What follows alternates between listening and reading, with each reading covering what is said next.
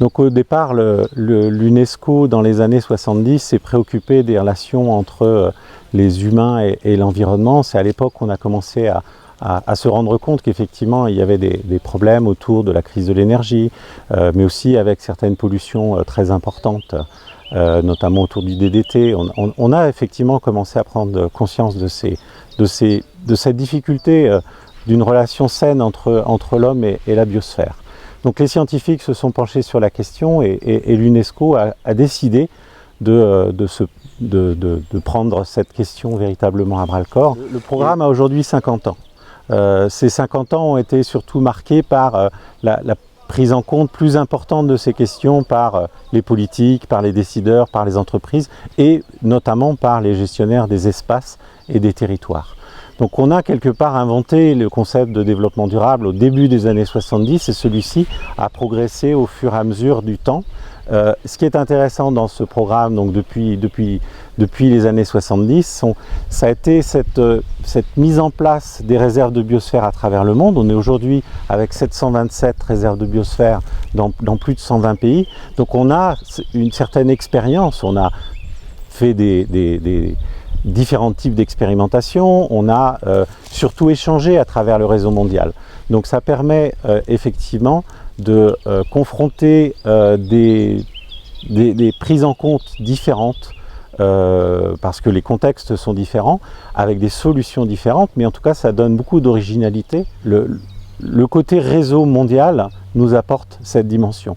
Et bien entendu, on fait exactement la même chose à l'échelle du territoire national, où le réseau maintenant de 16 réserves de biosphère permet d'échanger sur des techniques, sur des approches, sur la gouvernance, sur des questions liées au financement aussi, sur l'implication de la jeunesse.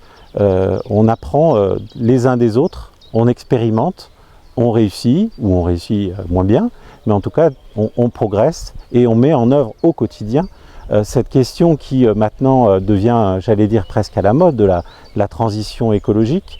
La transition écologique, c'est ce qu'on essaye de faire depuis des années à travers ce réseau. Le nom évolue au fur et à mesure, mais en tout cas c'est véritablement l'objectif qu'on a pour favoriser cette meilleure harmonie entre l'homme et la biosphère à travers notre programme international, mais aussi à travers l'engagement des territoires, des différentes institutions, du secteur économique, et cela à différentes échelles. En plus maintenant avec les systèmes de communication, ça a complètement bouleversé les choses. On peut effectivement beaucoup plus échanger. Autrefois on se voyait de temps en temps. Maintenant on peut effectivement même virtuellement s'envoyer un certain nombre de documents, d'expériences. On communique beaucoup plus. Donc les échanges entre les réserves de biosphère sont quand même facilités par les techniques plus modernes. Mais il y a toujours cet état d'esprit dans nos rencontres, dans nos échanges, de se dire qu'on n'a pas forcément la solution merveilleuse, mais qu'on peut, à travers nos différentes expériences, apprendre aux autres, mais aussi apprendre d'eux et tester chez nous d'autres solutions.